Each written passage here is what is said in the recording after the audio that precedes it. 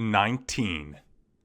We got through the security checkpoint with Keo's pass, climbed the huge spiral staircase to the third floor, then informed the check-in counter where we were going and made our way to room 17 on the south side of the floor.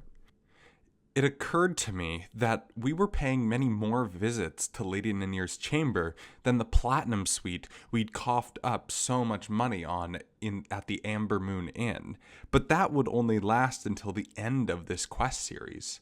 And according to my instincts, the climax was near. Things had taken a big detour when I freed the Lycan, but going by the pattern of proper storytelling, an inspection of the stable should turn up undeniable evidence of wrongdoing. Then the judgment of Falhari, the founder, would kick in. Something unexpected would happen. A major story event would occur, and we'd launch into some kind of huge battle, which, if won, would spell the end of the quest. At least that was my assumption.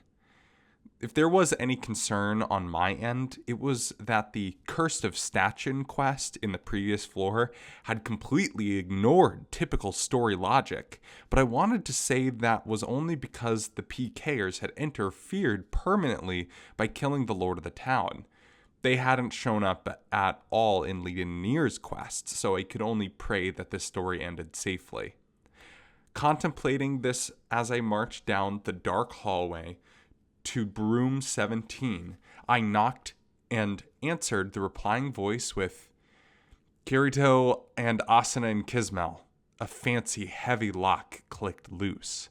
Kyo, the battle maid, opened the door, then frowned as soon as she saw me. "Kirito, have you been drinking during the day?" Yes, but not enough to smell bad. For one thing, drinks in this world only tasted like alcohol.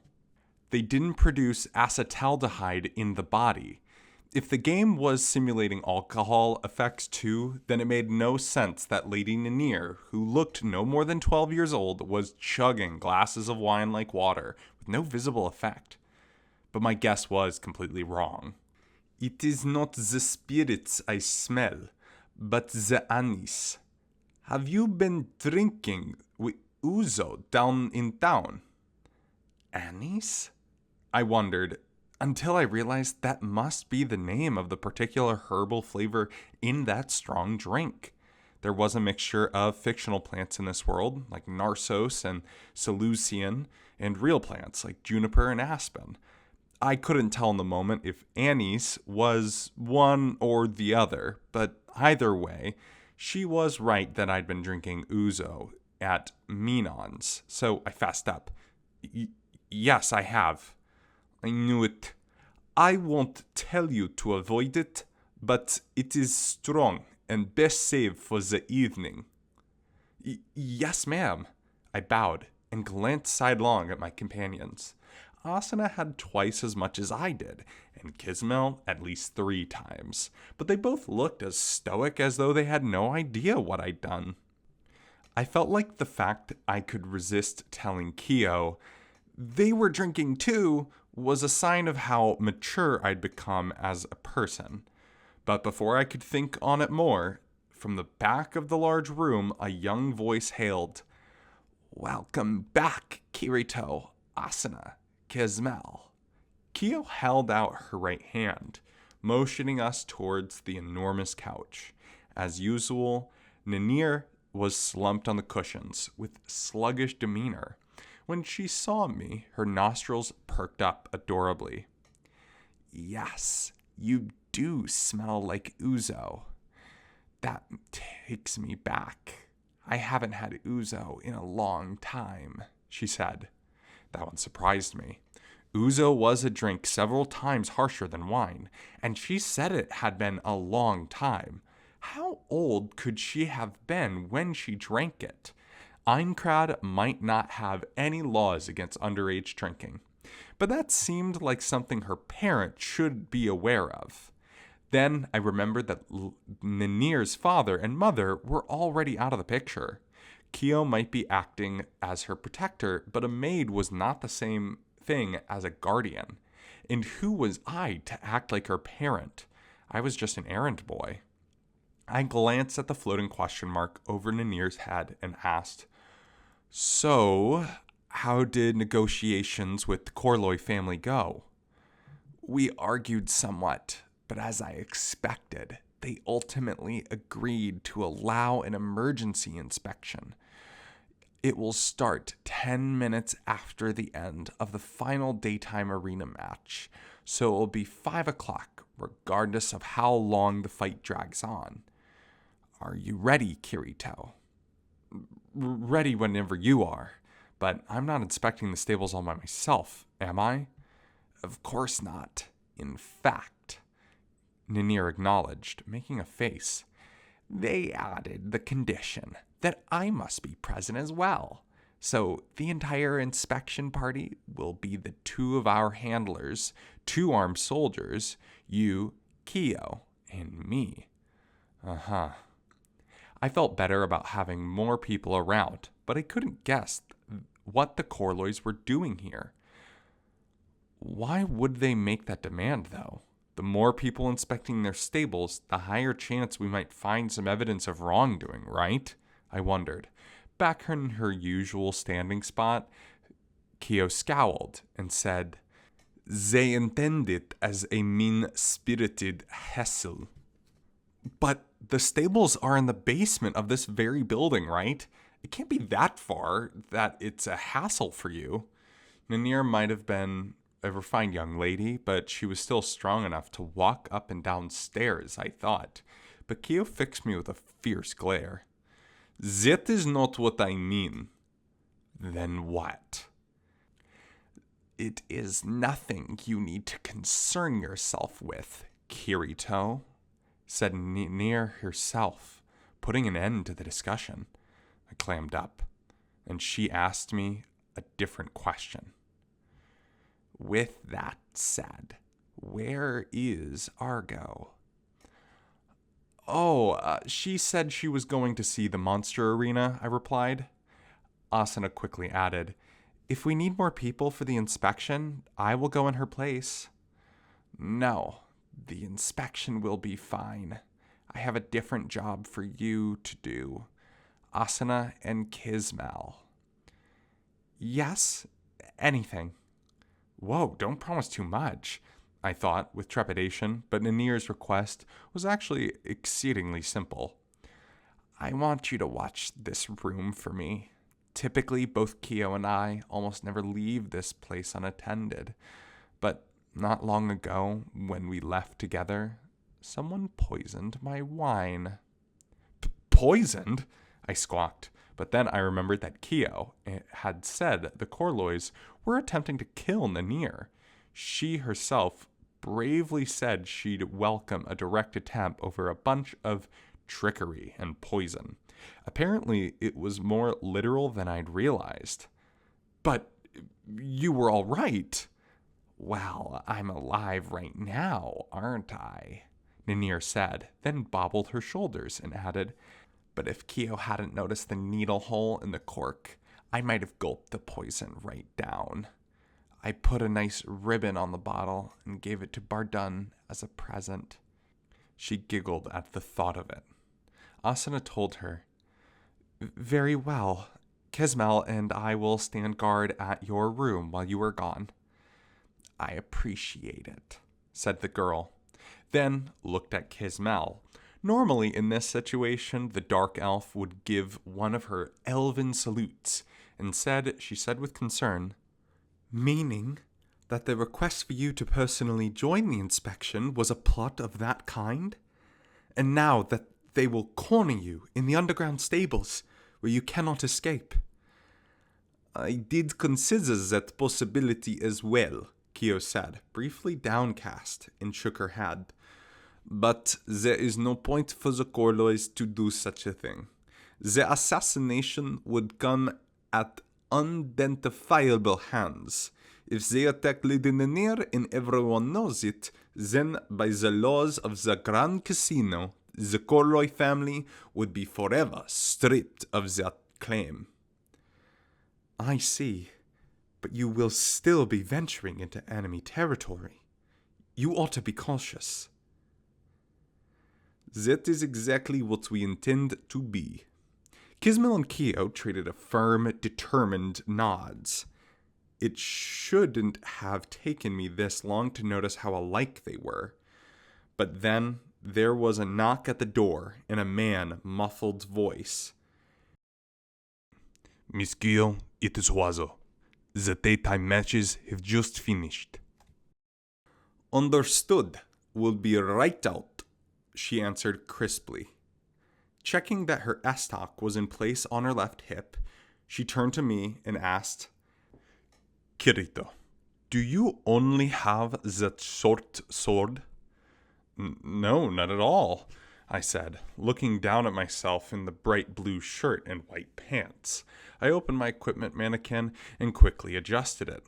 With a little whoosh, my trusty sword appeared on my belt. It was woefully mismatched with my resort wear, but it was better there than on my back, I suppose. Ninir straightened up on the sofa the moment she saw the sword of Eventide on my person. Ooh, that sword's for Lysulan nobility. Did you steal it? What?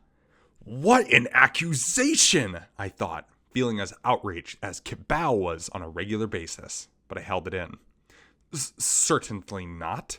It was a reward for doing a good job. Well, be ready if it should come down to that, Ninir said. She lifted up her feet, then swung them down to stand with alacrity. Kyo had prepared a thick coat that she put over the girl. The black velvet looked stifling for such a hot floor, but I had to admit that the oversized hood looked very cute on her. I hurried after the two as they headed for the door. Asen and Kismel sent me gazes that said, be careful. The mission was guiding her around the basement stables, so there shouldn't be danger. But as Ninir warned earlier, there was no guarantee that this wouldn't go south. I gave them a thumbs up and proceeded out of the chamber. Waiting in the hallway was a young man with a bold face, a full head taller than me. He didn't look like an animal handler, so I presumed he was one of the guards who was accompanying the investigation. Unlike the guards at the entrance of the casino, he wore just a dark gray uniform and breastplate, rather than shining, ostentatious plate armor. The emblem of the Nochtoy family, a black lily on a white field, was sewn to either shoulder, as the weapon on his belt was a thin sword that seemed like the midpoint between a rapier and a longsword. Thank you, Hauzo, said Lady Ninir. Where is Lunze? He straightened up and answered, waiting before the stables with the others. Ah, then let's go. She turned, flipping her cloak, and started walking down the hall, followed by Kyo and Huazo. I brought up the rear, attracting the attention of the soldier, who leaned forward and whispered to Kyo, Sister, who is he? Call me by my name while on duty? Yes, Miss Kyo. I'm sorry. Huh? They're siblings? I was stunned. But now I could see that Huazo's short cropped hair and Kyo's were the same shade of dark brown. I inched just a bit closer so I could hear Kyo's response. That is Kirito. He is an adventurer Lady Ninir hired to help solve this matter. Even though we are more than capable of dealing with it ourselves, without needing to rely on an outsider. We must find evidence of wrongdoing in the short span of an inspection. An outsider is more likely to find certain things we take for granted. From what Kyo was saying, she hadn't told Huazo about my infiltration of the Korloi stables, or that I freed the Lycan that was living proof of their cheating. I told myself anew that I really needed to perform this next task properly in order to make it up to them. Ninir took us down the darkened hallway. Not the spiral stairs down to the entrance of the casino, but farther into the hotel. We passed a space where it smelled very mildly of bathwater, then took a right turn, followed by a left, stopping at a door at the end of the hall. The hotel owner pulled an old key out of her cloak and stuck it into the lock and turned. It made a heavy click that sounded loud in my ears. Beyond the door was a dimly lit spiral stairway. This was one far more cramped than the one at the front of the building. Nanir proceeded down it with assured steps. Kyo and Huazo followed their master, so I brought up the rear and waited for the door to close behind me before timidly heading down the steps. There was no central pillar in the stairwell.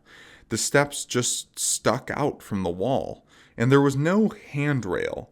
I peered down the middle and saw nothing but darkness below. If it was empty from the third floor of the Grand Casino down to the first, there had to be a drop of at least 30 feet. A misstep and a headfirst landing on the stone floor meant certain death. This is still better than climbing down the outside of Harintree Palace, I told myself, keeping my hand firmly on the side of the wall as I followed the others down. I was losing track of how many circulations we'd done before the floor finally came into sight, and I could breathe a sigh of relief. There was a similar door on the first floor, which Nanir again unlocked. She turned the knob and pushed it open, revealing a hallway that looked similar to the one I'd seen before. There were 4 doors on the right-hand wall, and one on the left. "I will go first, my lady," said Kyo, passing her master and standing before a door on the right wall. She paused, listening carefully, before opening the door. A small amount of reddish light came through the crack. Kyo passed through the frame, followed by Nanir, who had her hood pulled low, then Huazo. As I followed, the last to leave the hallway, I murmured, "Oh, it's here." It was a space that looked suited for storage, wide enough for a carriage to fit inside. In fact, it was meant for a carriage. This was the monster loading entrance that I saw before breaking into Corloy stables. The reason the hallway looked familiar was because it was built to the same specifications as the one on the Corloy side. The loading bay, which had been so dark 4 hours ago, was currently wide open, letting in a nearly blinding amount of orange light. The open door was facing west, so it was directly in line of the setting sun, coming through the outer aperture of Aincrad. In the center of the huge loading bay, 2 groups were facing off, outlined in the sunlight. 3 closer to us were wearing the same dark gray uniform as Huazo. One carried a sword, while the other 2 had coiled whips. Beyond them were 10 figures in deep red uniforms with golden breastplates. All of them had swords. The shoulder emblems they bore were a red dragon on a black field. So the 3 closer to us were the Nutchtoi soldiers and handlers taking part in the surprise inspection, while the other 10 were Corloy soldiers. Suddenly, there was a whip crack, and the soldiers in red parted, allowing yet another silhouette to stride forward, back to the sun. "It's been a while, Miss Near," said the crisp, baritone voice of a tall, thin man with white hair and whiskers. The elderly gentleman wore a perfect 3-piece suit of dark brown, and his mustache and beard were immaculately trimmed.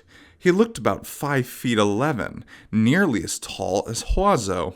In all honesty, he was a good 50% more impressive than Cylon, the Lord of Stachin. "And I see you are looking healthy too, Bardan," Nanir replied. She stepped forward, but stopped about 6 feet before the crisp line of sunlight that fell onto the floor. So the older man was the master of the Nutchtoi's rival clan, Bardan Corloy. Just in case, I kept my eyes focused on him, which brought up a yellow cursor with the name Bardun on it. Of Bardun, Nanir had said, "He is obsessed with gathering all the goals he can to buy scant moments of life. He has lost sight of everything else." But based on the image he cut here, he did not seem to be close to death or in any desperate need for gold. Bardun took another step forward and spoke in a rich, flavorful voice. "You have my deepest apologies for my family's impropriety. It has caused a monster registered to compete in today's matches to be unable to appear. I certainly did not expect that anyone lurking in this town would be bold and wicked enough to steal into my stables and free the monster." The bold, wicked person himself wanted to hunch his neck with guilt, but I had to play it cool right now. As usual, Nanir was unfazed and spoke with maturity beyond her years. "That little pooch of yours was winning so many matches that I suppose some wealthy merchant wanted him as a guard dog.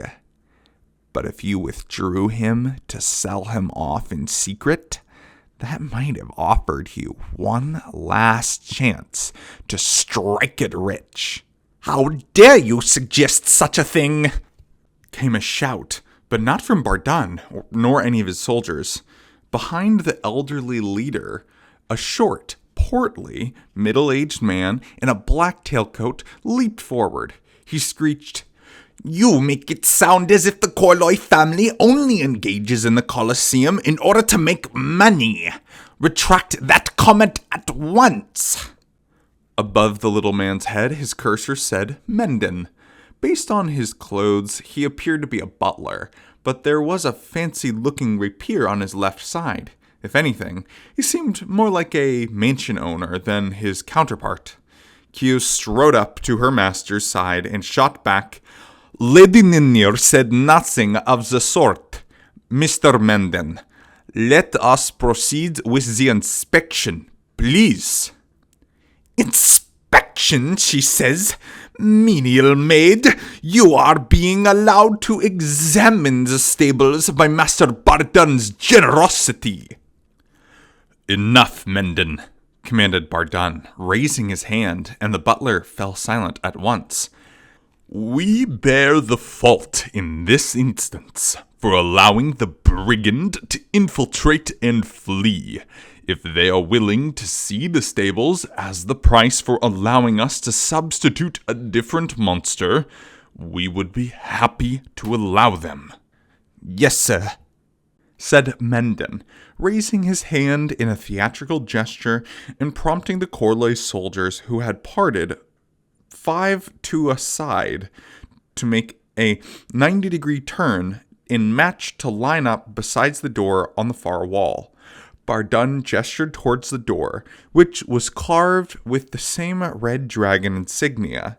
His attitude seemed to say, "Go on in if you can," but there was nothing on the stone floor that blocked our way. "He isn't going to order his soldiers to attack, is he?" I wondered. Kyo moved her hand. Instantly, Huazo and his 3 followers lined up directly behind her. I rushed over to take up the rear, and the gray-uniformed animal handler right in front of me whispered, "Scoot closer." From the side, the 5 of us were so close, we looked like we were pressed chest to back. That would make it hard to walk, but it was how it had to be, apparently. I took a big step forward, then filled the gap between the handler and me. The 6 of us lined up as tight as a human wall, and, Kyo's second signal, we began to move forward. We took small, frequent steps, inching forward. On our right, Ninir walked at the same slow speed, wearing her black cloak. After 6 feet or so, I passed out of the shadow of the loading bay wall, and red sunlight hit my left cheek. I turned my face in that direction, where the massive sun was visible through the outer aperture of Eincrad, far in the distance. Even as it was setting, the heat was intense. I had to assume that was the effect of the eternal summer floor. "Last one, get closer," hissed the handler in front of me again. I looked back in alarm, but I could barely do as he said. The front of my shirt was brushing the handler's back every now and then. I completely sealed the gap, preparing myself for the possibility of a tumble. You couldn't walk in this position unless everyone matched in step. I tried my best to match them, counting off 1, 2, 1, 2 inside my head. It was like a centipede race from the sports day in elementary school. Up ahead, the Corloy soldiers were stifling mocking chuckles. Their master, Bardun, was stone-faced, but even his butler, Mendon, couldn't hide the smirk behind his tiny groomed mustache. What kind of quest is this anyway? I wondered, continuing the tight march until we crossed the sun from the loading bay entrance and entered the shadow again. Again, the handler hissed, "You can back away now." This time, I could hear the voice a little clearer, and my first surprised thought was, "It's a woman?" I inched backward and looked at the cursor over the handler's head, which said, Lunze. I couldn't be sure based on that. On the other hand, I seemed to recall Keo saying the name Lunze earlier. Just then, Nier stumbled on my right. On pure reaction, I leaped forward and held up her tiny body. Lunze cried, "Little Ninir!" That drew Keo's attention, but Ninir just clutched at my shirt and rasped, "I'm fine. Go." "Yes, my lady," Keo said, and then proceeded quickly for the door. Behind her, surrounded by Huazo and Lunze, I followed with Ninir. I glanced at the lines of soldiers in the dark red as we passed. Some of them were still smirking, but others were glaring with outright hatred. Surely they weren't going to attack, but there were only 7 of us to 12 of them. I kept my eyes moving to either side, making sure I was ready for anything.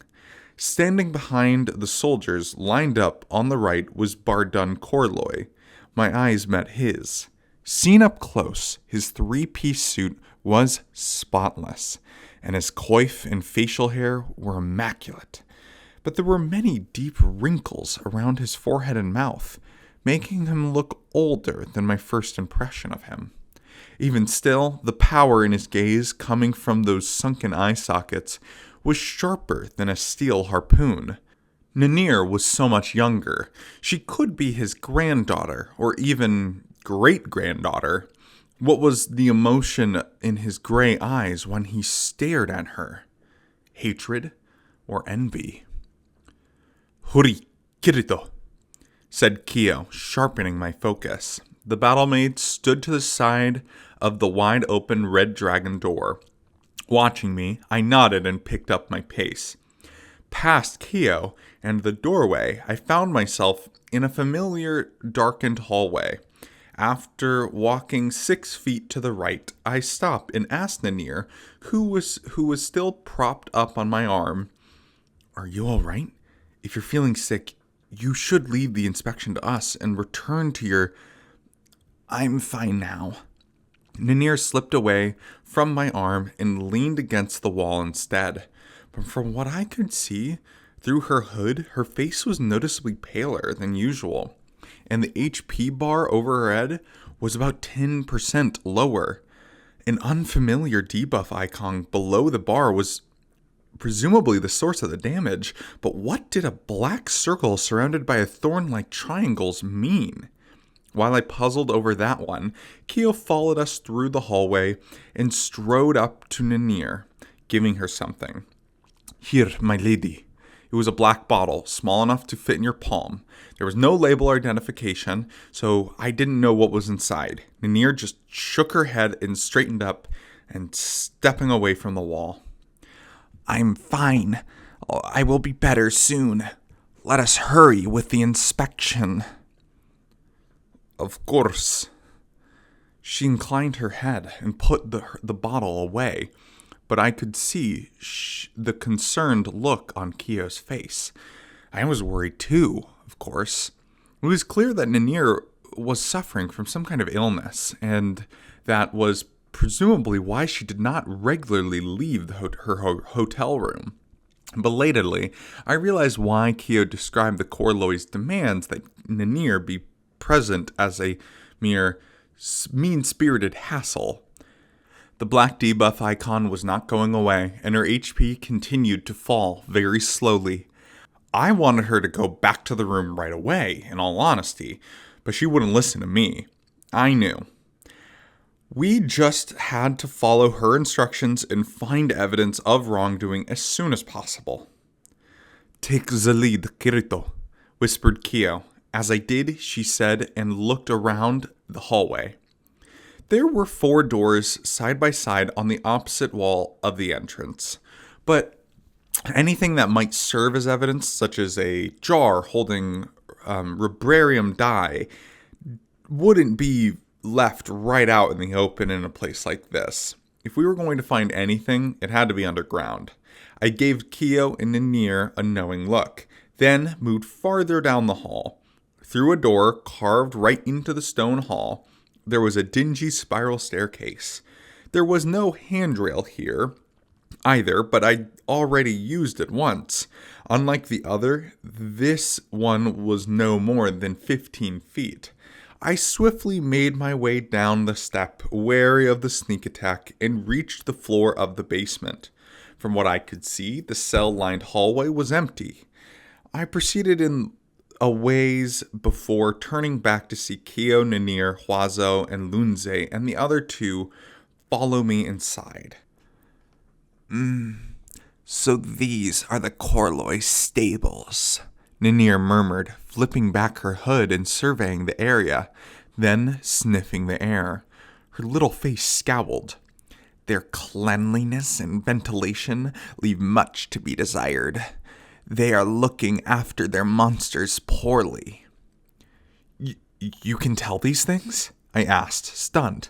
Ninir made an unpleasant face and replied, "It smells like blood."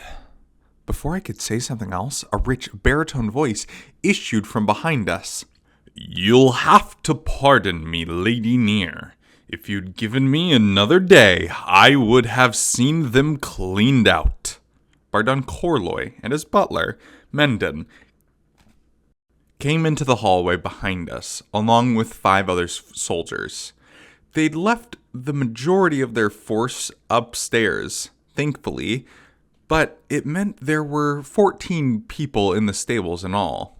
The walkway itself was reasonably wide, but I couldn't help but feel we were cramped. If it wasn't coincidence that there were 7 members, each of the Nochtoi and Korloi sides, we might be set up for a battle event. Setting aside Ninir and Bardun, we had 2 handlers and whips, so they had more combat ability than us. If it turned into a fight, I'd have to neutralize 2 or hopefully 3 of their soldiers right at the start. While my mind worked on calculations, Bardun spoke again. "Because we must prepare for the night schedule of the monster arena at 7 o'clock, I can only give you 2 hours to inspect Lady Near. Go ahead, sniff around my stables all you like, but my skill of employment has already worn off some of these monsters. I cannot guarantee your safety if you go into their cells. If you harm any of them, I will have to seek damages for violations of our laws." "Very well," Ninir said, shrugging off Bardun's threat. "And if any one of your men interferes with our inspection, we will consider that to be a violation of our deal, and I will retract my permission to use a substitute monster. That will mean you need to prepare a new, rusty Lycan before the final match tonight. Is that understood? Would you please return to the entrance of the stairs? Grumbled Mendon, the butler, but Bardun gave a little signal, and the 5 soldiers retreated to the very edge of the hallway. Once Ninier was satisfied, she turned back and looked at me with dark red eyes. Despite being only an NPC, I could practically sense her unspoken message. I'm counting on you to take it from here. Part of me thought, you sure you want to do that? But the situation turned out the way it did because of my actions, and I had the responsibility to fix it. Fortunately, the time limit was quite long for an investigation-type quest. I just had to find some evidence of wrongdoing within the next 2 hours, most likely more rubrarium dye. Once again, I examined the area. The hallway was good 15 feet long. There were 6 cells on each side, for 12 in total, each containing one of the monsters for the daytime and nighttime fights. The end was a simple stone wall, and I couldn't see any storage or break room area, so any evidence would be hidden within the cells. Bardun's warning about being attacked by monsters was apt, but at this point, I just have to go in and test my luck. But no. The situation might have been unplanned, but upon further reflection, it would have turned out this way even if I'd done nothing. The original plan was to sprinkle the decolorant on the Rusty Lycan during the arena fight, revealing that its fur had been dyed. But in that scenario, the Corloys would not have admitted fault either. Most likely, they would have needed to come down here and look for evidence of rule breaking anyway. I ought to assume I was back on the main path of Lady Near's questline. In that case, it was highly likely that entering the monster cages was the path to failing the quest. There was no way I could avoid being attacked by a monster whose employment, taming, had worn off after all. The Rusty Lycans, actually a Storm Lycan, had only escaped because it was outdoors. Trapped in the cage, it would have certainly attacked me. The key evidence was not inside a cell, but outside. In that case, it was probably the first floor storeroom I'd passed. Or maybe it was behind the spiral staircase. And that meant that the way the Corloy soldiers blocked the doorway to the stairs was very suspicious indeed. I'm sorry, Lady Ninier, but I think the evidence might be on the ground floor. I paused there, quite unnaturally. What? Said my client, raising a skeptical eyebrow. I apologized to her again, then spun on my heel. At the end of the long hallway was a wall of gray stone. Nothing else. But when I infiltrated this place just 4 hours ago, wasn't there something else there? A door. No, a square entrance. I seem to recall seeing something I thought was strangely small. There it is, I said softly, racing down the passage. Along the way, I recognized that one of the cells on the left wasn't just a tiny chamber, but was also the waiting room to load the next monster into the arena cage. But that wasn't the problem for now.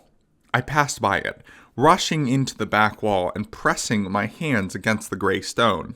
I stacked seamless blocks were cold and hard and did not budge any amount of pressure. But there had undoubtedly been a little doorway here. If it was a hidden door, then presumably one of these blocks functioned as a switch to open and close it. They were usually in the corner and usually had some marking as a hint. First, I looked at the wall on the right, then on the left. One of the stone blocks on the left edge was just barely shining, reflecting the light of the lamp, unlike the others. In a flash, I brushed the surface with my finger and found that the surface in the middle was smooth and worn down, unlike the rough texture elsewhere. Certain now, I gave it a push. With a heavy clicking sensation, the block went in about half an inch. I could feel a faint vibrations through the soles of my shoes. The center part of the stone wall began to rumble, audibly sinking into the floor. Within 5 seconds, there was an opening less than 3 feet tall and wide in the wall. It was pitch black inside, but I immediately detected complex smells in the air. Among them was the trace of a sharp, sweet spice. I felt fairly reassured that the Vibrarium dye was in here. Even if I hadn't been here before, I knew I would have found the hidden door within the 2-hour limit, but I couldn't deny the possibility that I'd go into a monster's cells first. In that sense, my unplanned sojourn into the stable earlier was the silver lining of the storm cloud, or a blessing in disguise, or I turned my back to the wall, thinking pointlessly about which idiom was the most apt for the situation, and waved at the others standing in the middle of the hallway. "There's a hidden storage area here." I promptly, both Ninir and Kyo smiled. They hurried over, followed by Huazo and Lunze. I waited next to the wall opening, suppressing my urge to jump right into the storage room and look for the jar of dye. If I leapt first and made a mess of things, the consequences would be worse than just a scolding. I had to procure the evidence, not just in front of Ninir and her people, but in sight of Bardun and the Corloys too. Speaking of which, I stretched to look past the others and saw Bardun's group was still in position at the other end of the hall. Their hidden storage had been spotted in no time, but they didn't seem to be worried. Was this an expected part of their plan? No, they didn't seem relaxed. They seemed to be waiting for something. I frowned, squinted at the ceiling above. There was no falling traps up there. Of course, if there were pits in the floor, I would have fallen into them first. And the only thing to either side was iron bars. To my right, there was a large, goat-like monster lurking in the back of its cell. It did not react when I looked in the eyes. Its employment was still effective. On the left, it should have been empty, because that was where I'd broken the rusty Lycian free. I checked it just in case, but of course there was something there. A long, narrow, curled up in the darkness. A coiled rope, perhaps? I focused on the bundle just in case, and then no sooner the red cursor appeared than the shadow zipped away, leaving it behind. It slid along the floor in silence, bunched up briefly, then jumped like an uncoiling spring, emerging into the center of the hallway through the bars of the cell. The narrow body gleamed like silver in the lamplight. It was a snake, something or other serpent, when I snuck in here the first time. But the last time, it was in the cell with the tighter mesh walls, one cell over. Why was it in a normal cell?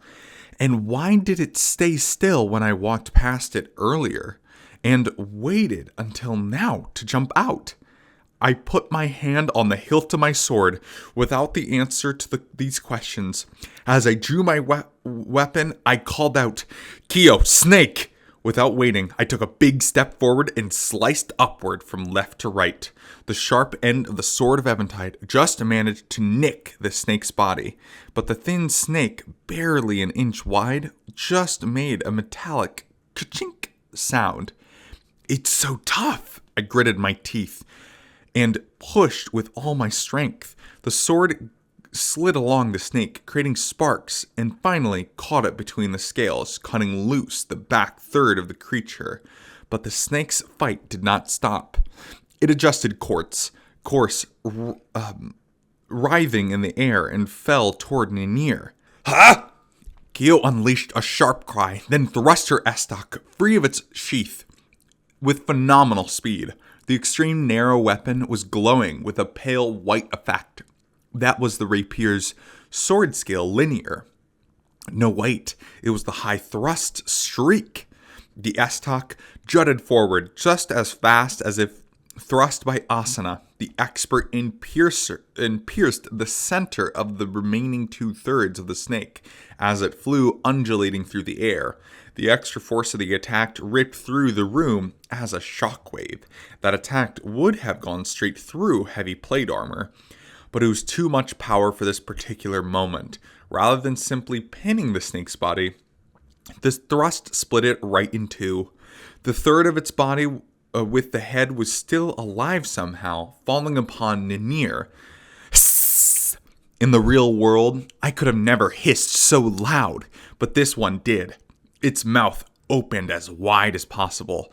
Long, sharp fangs glinted ominously in the light. Behind Ninir, Huazo and Lunze leaped for their young masters' faces, stricken with desperation.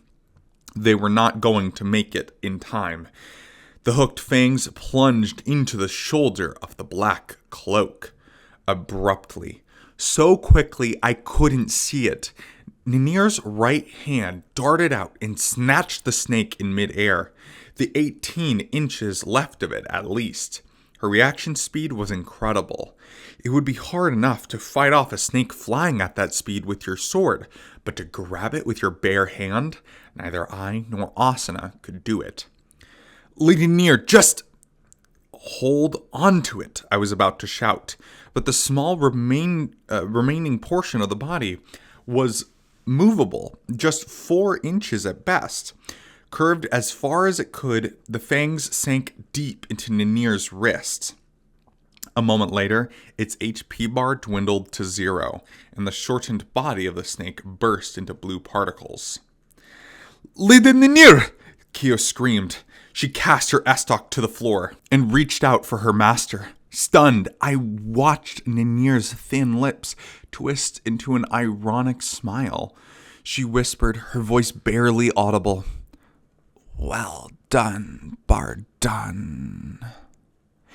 And then the young master of the Grand Casino, Ninir Nochtoi, collapsed into Kyo's outstretched arms.